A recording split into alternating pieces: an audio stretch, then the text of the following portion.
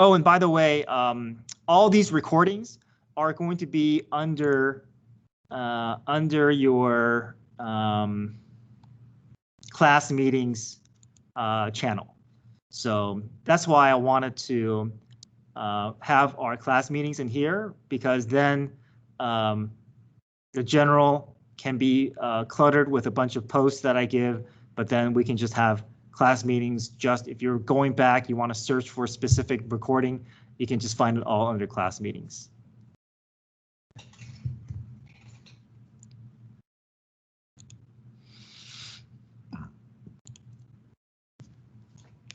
Okay, so hopefully we're all looking at our notes or have our notes pulled up and ready to go.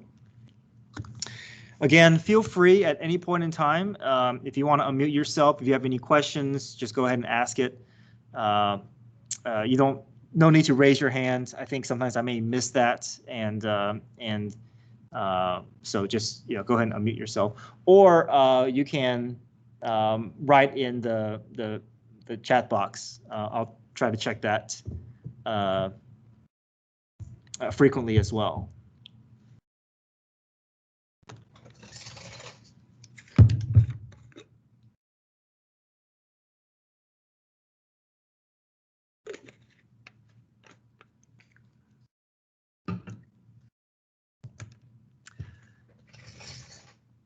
Okay, so today we're talking about limits. Right now, when we do chapter 1, when we do limits, it's going to feel like as if it's a hold on, let me close the door.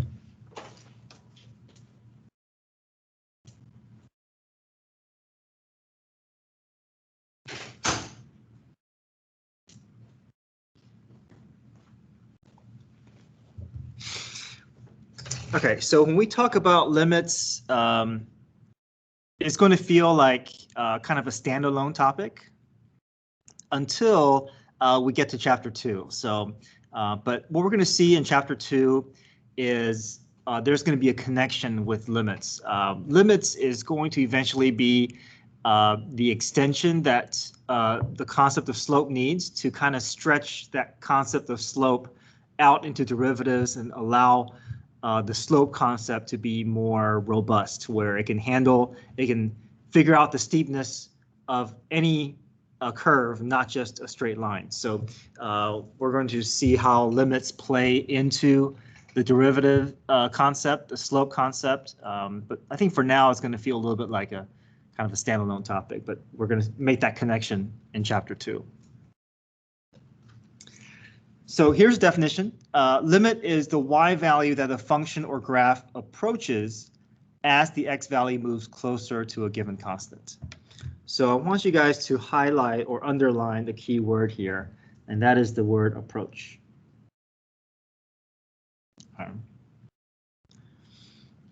Now, function value is something that we're more familiar with. We know how to find order pairs on the graph. Okay, function value is find the location of the y value of the graph at a specific x value. So let's highlight that word, location. So function, we care about just pinpointing that that specific location. Limit, we care more about how the graph is moving towards that point. So let's start off with a graph.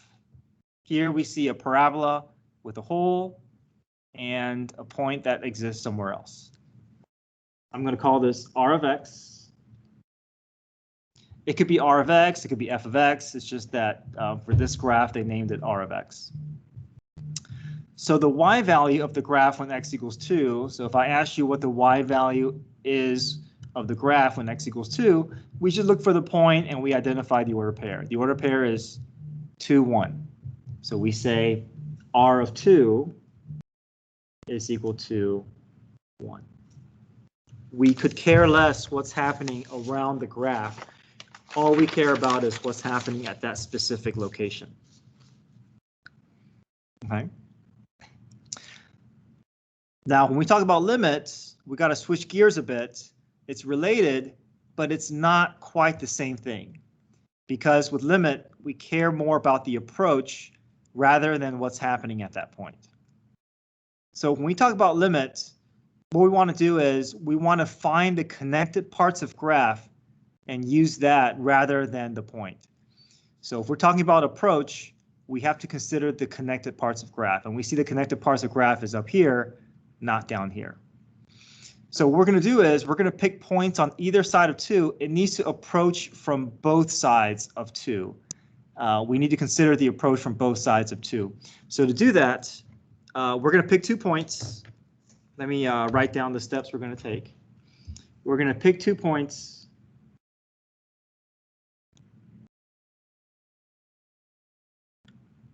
Close to the target, and in our case, our target is 2 on both sides.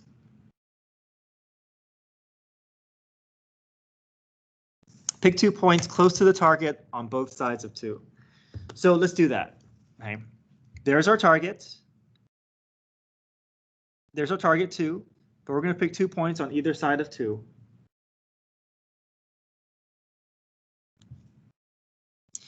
And now we want to approach, we want to follow these 2 points towards 2.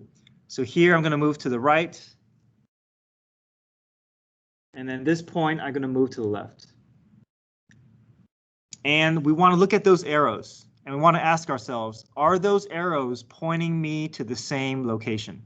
Or are they pointing me to the same destination?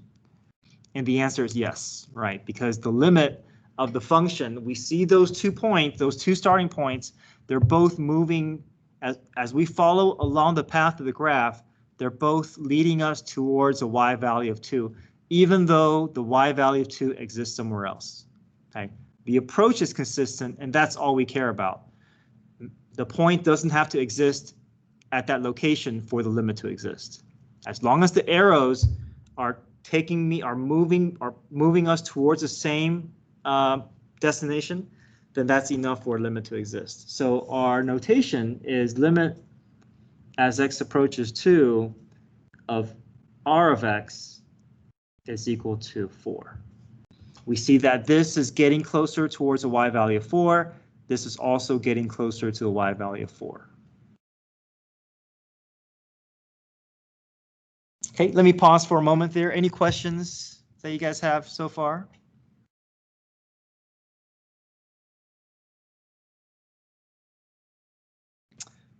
Let me talk a little bit about notation.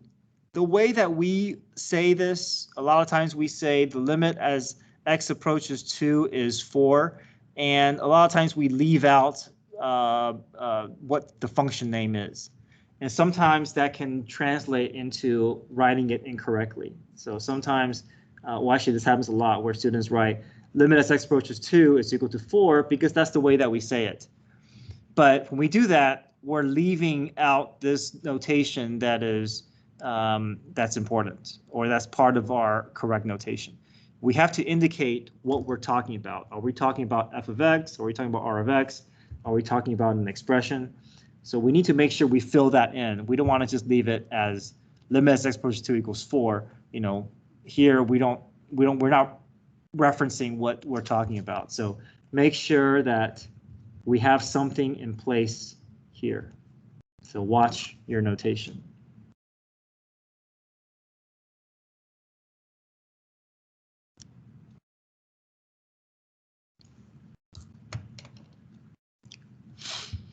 So here's a further further definition or description of limits. In order for a limit to exist, the graph must approach the same real number y value from both sides. Okay, we have to always start on both sides and then move towards our target. And if there's a consistent movement towards the same point, then the limit exists.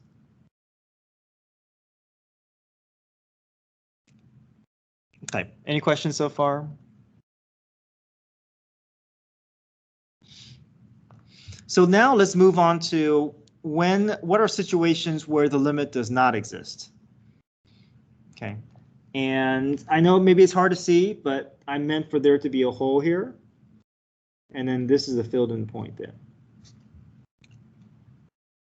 Okay, so example 2, limit as x approaches 5. So our target x value is 5. Let's go ahead and label that as a 5. And we're talking about limit, so we have to always consider, we have to always start from both sides of our target. So let's highlight 2 points on both sides of the target. We have our starting points, and now we're going to move towards 5. So this point, I'm going to move to the right. This point, I'm going to move to the left. However, are these 2 arrows pointing me to the same destination? Right. And the answer is no, right? 1 is moving us towards 2. The other is moving us towards 1. They're not pointing me to the same location. It's not like this, right? Here, it's obvious the 2 arrows are pointing me towards that hole, but here it's pointing me towards the different locations. So this is a situation where we say the limit does not exist. It doesn't approach the same real number from both sides. So you can write it as DNE, which is just the shorthand way of writing abbreviation for does not exist. Some students were asking, can we say undefined? Yes, you can say undefined. You can say does not exist.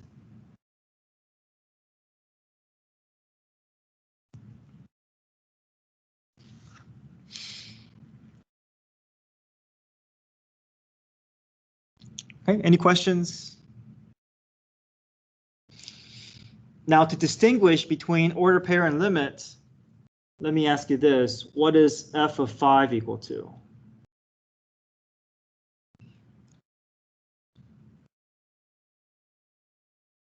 Okay, f of 5 is equal to 1, right? So here's another further proof that the way we treat limits and order pairs are different. Order pair, we just want to focus in, zero in on the location. Limit, we got to take a step back. We have to look at the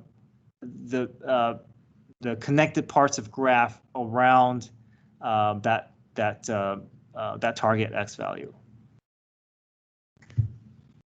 Okay, any questions so far?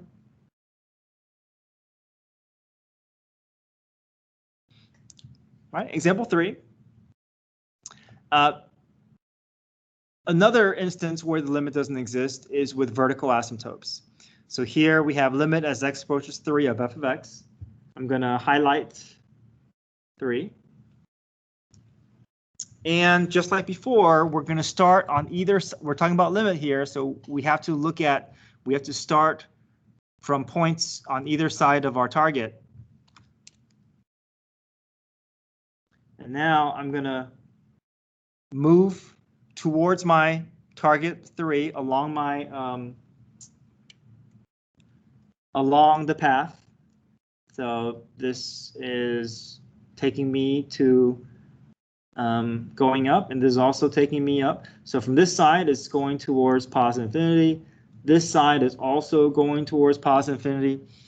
So the question is, well, they're both moving us towards infinity, so why does this fall under the category of does not exist? Right? Why does it fall under the category of does not exist? And the answer is infinity is not a real number. Okay, it needs to be a real number. So we have to consider infinity as plus or minus infinity are not real.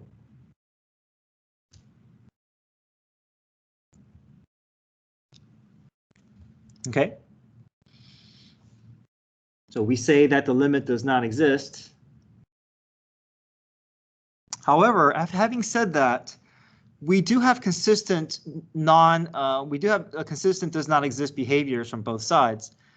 And so when we do that, we're going to say, we're going to have a subcategory, and we're going to say positive infinity. Okay. Now, whenever you see, sometimes you may see a limit as x approaches 3 of f of x is equal to infinity. And you may see this where they leave out that does not exist, but we just have to kind of train ourselves to understand that when we see infinity, we need to think of it as it's really a subcategory of does not exist. We don't want to treat this statement the same way that we treat this. Okay, if it's a real number, then we categorize this as a limit that does exist. And this, sometimes they leave out that does not exist, but we have to just understand the reason why we say positive infinity is because it gives us kind of a further description as to how the graph is behaving. Right? There's a consistent behavior from both sides, so we can say positive infinity. There are some other instances where we have a subcategory, and that is where, let's say, both paths of the graph are moving me towards negative infinity. Technically, this is a does not exist.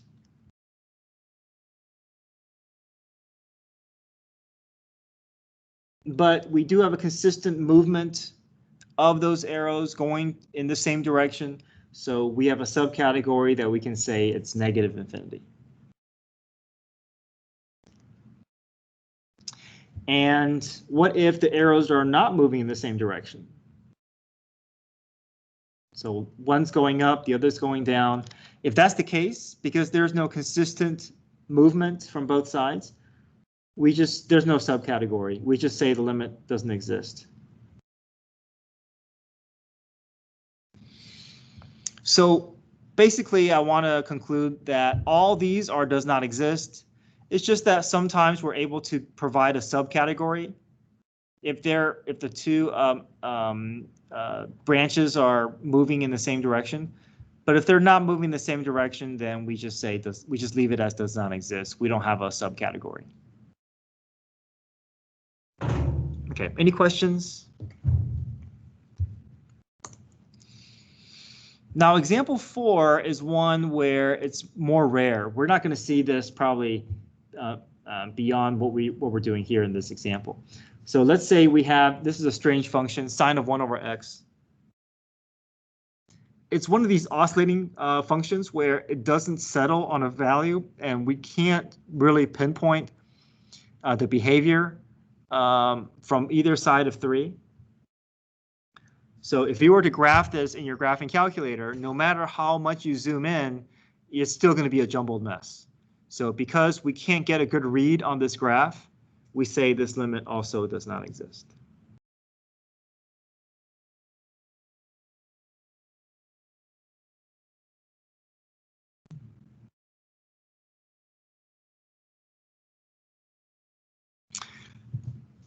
Now let's look at limit from a table perspective. Right? But before we do that, let me recap the way that we were describing this graph here. All right, we say that in order for a limit to exist, we have to pick points on either side of the target, but points that are close, right? We don't want to pick a point that's too far away.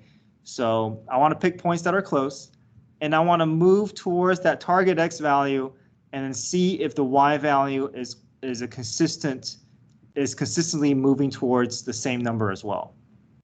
Okay, and even though that y value at the target point may not exist, we can still have a limit that could exist if the y values are getting closer towards each other. Okay.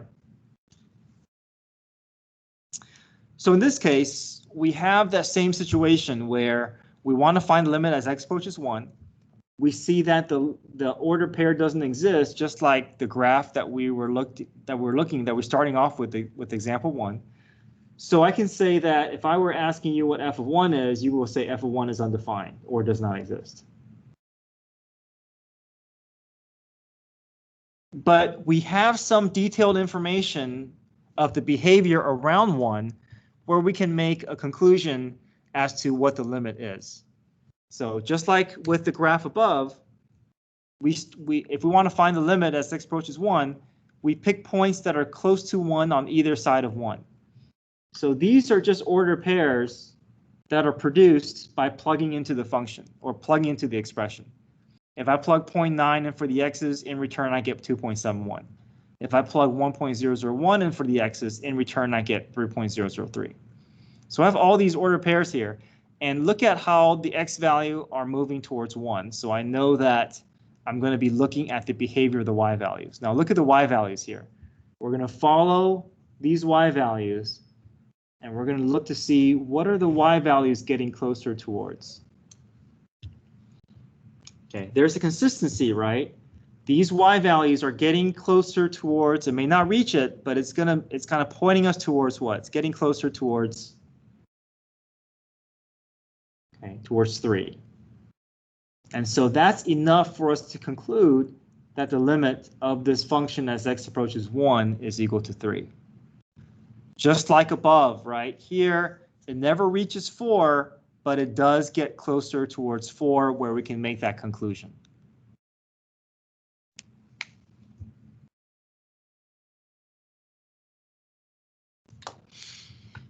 All right, any questions so far? And again, I want to distinguish that order pair and limits, the way we treat order pairs and limits are subtle, but it's distinct from each other, right? One is talking about the physical location, the other is talking about the approach.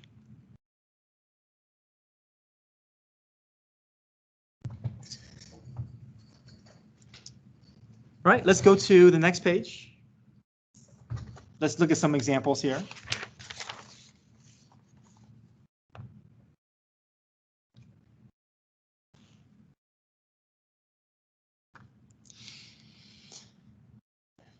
So again, we're talking about approach for limits. Oh, there's a point that is on your graph that I did not put here. I think this was point here. Okay, so limit as x approaches -5. So if we're talking about limit, we can't just look at the point. We have to look at, we have to start with points on either side of -5. So I'm going to choose a point to the left of -5 on the connected parts of graph. And I'm going to choose a point to the right of -5, but I don't want to choose a point too far away. If I choose a point too far away, then I'm not going to get a good read. I'm not going to get a good behavior of what's happening. So I do want to pick a point relatively close before any other behaviors that's causing us to get a misread. So I have my starting points picked out. I'm going to move towards -5. So this point I'll move to the right. This point I'll move to the left along the path in the graph. And then I'm going to ask myself, are these two arrows taking me towards the same y value? And the answer is no, right? One is getting closer towards 5. The other is moving us towards 3. Obviously 5 is not the same as 3, so we say the limit does not exist.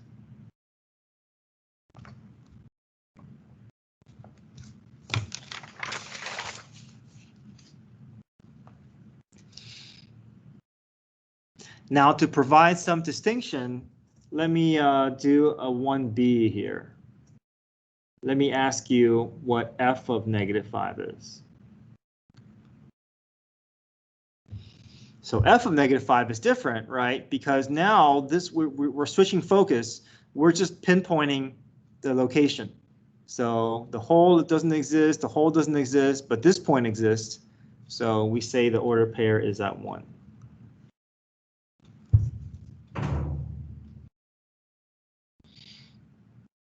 Questions so far? Okay, number 2, limit as x approaches -4. Again, we're talking about limit. So we want to choose points on either side of -4.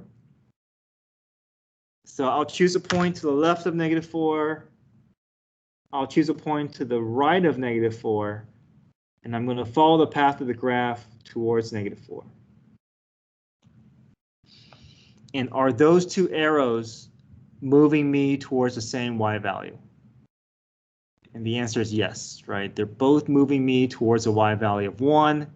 Even though the point doesn't exist there, the arrows are obviously pointing me in the same direction or towards the same value.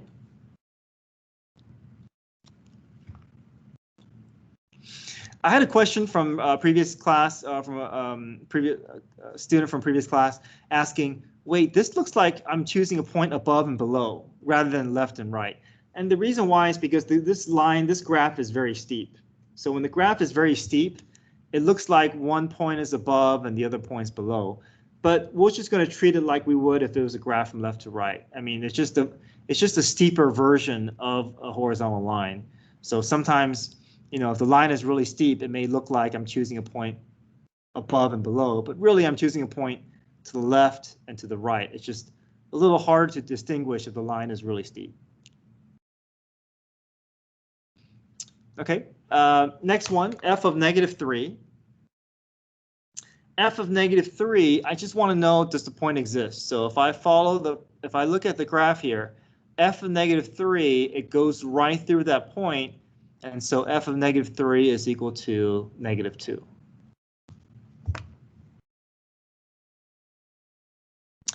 A student from previous class was asking, wait, I don't see a point highlighted at -2, so how do we know that point is there? So what I want to say is the only time you're going to see a highlighted point, like here, here, or here, is if it's at an endpoint or if it's a standalone point. But if the graph goes right through it, if the curved line goes through it, then you're going to treat it like as if it's a highlighted point. So the only time you're going to see highlighted points if it's endpoints, or so normally you're not going to see a highlighted point if there's a graph that goes through it, if the graph goes through it already. Okay. All right, limit as x approaches -3. So I'm going to pick points on either side of -3.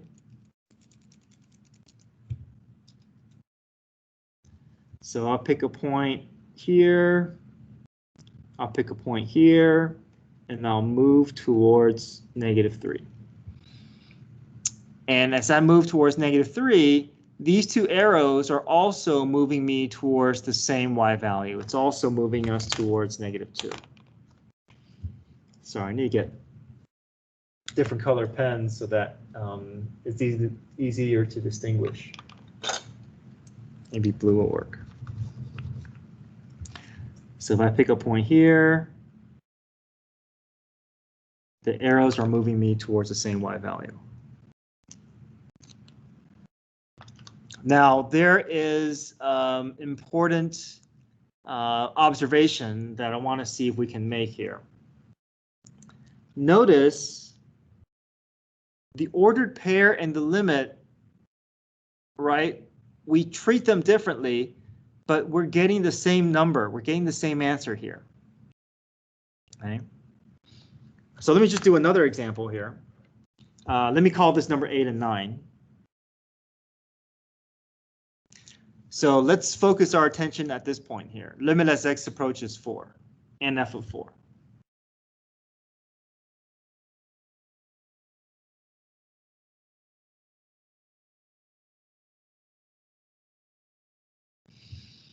So f of 4, what's f of 4 equal to?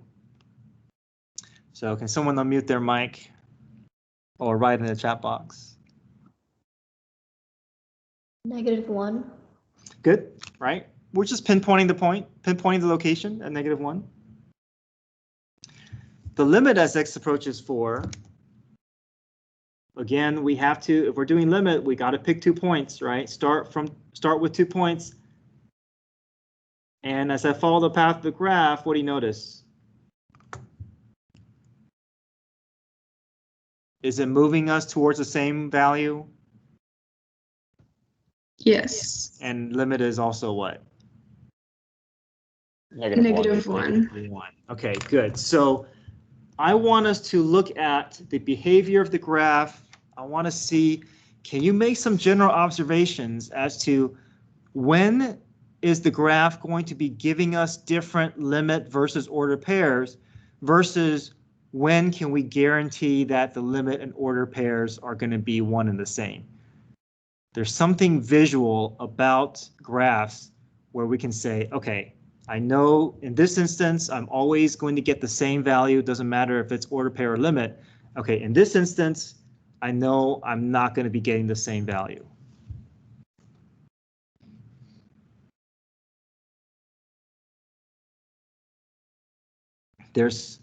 Can you guys identify a physical feature of the graph when limit and order pairs will be one and the same versus when limit and order pairs are not going to be the same? Is it the same when the limit approaches a positive number?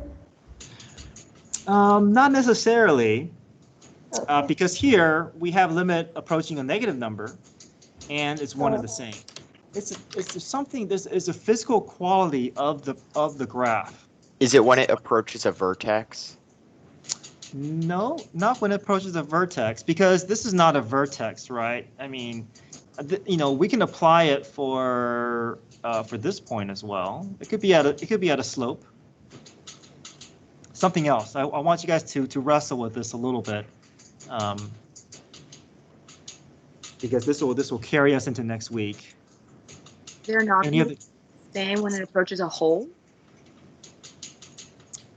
Wait, say that again? They're not going to be the same when it approaches a hole.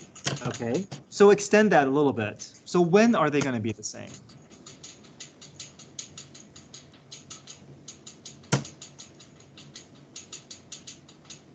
Is it when it's a continuous line? Yeah, that's the key there, okay? If you don't see any breaks in the graph, then your limit and your order pair are not going to give you different numbers, right? If it's a connected part of the graph, your point and your approach are going to be one and the same.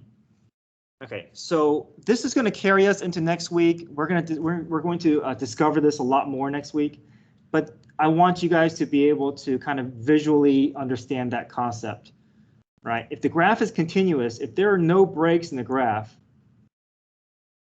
right, if the graph is connected through that target X value, then it's going to seem like as if your order pair and your limit is one and the same, even though the way that we define it is different.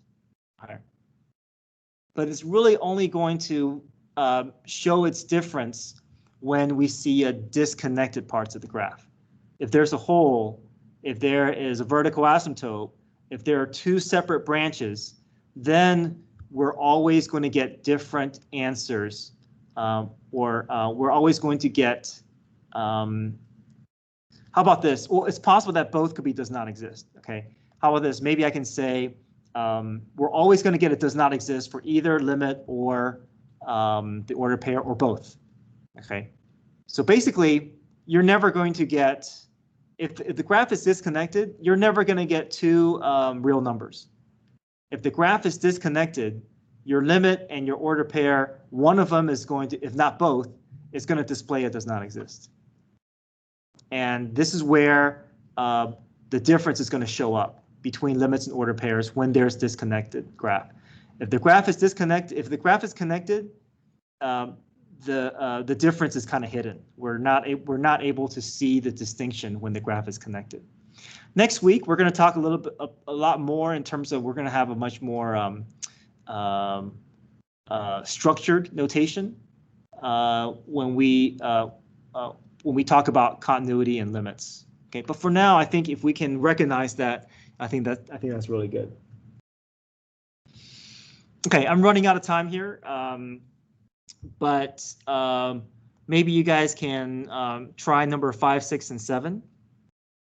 But we will pick this up tomorrow. I want to also do a problem where these are more challenging, but I think this is important, where I give you a bunch of properties and then you have to create a graph based on those properties. I think that's a little bit more challenging, but we'll try some of that tomorrow. Okay, so I will have a help session tomorrow, 7:45, under the Calculus AB help session Teams page. So if you want me to go over these problems, or if you want to practice these problems with me, or you can practice these problems on your own, and just check the key. The key is right right there under Tuesday the 18th, and then there's a link for the key right there. So, but feel free also, if you have any questions, you can shoot me a remind text if you have any questions, or you can ask me tomorrow during our help session or during class. Okay, thanks so much, guys. Hope you have a great day. I will see you tomorrow.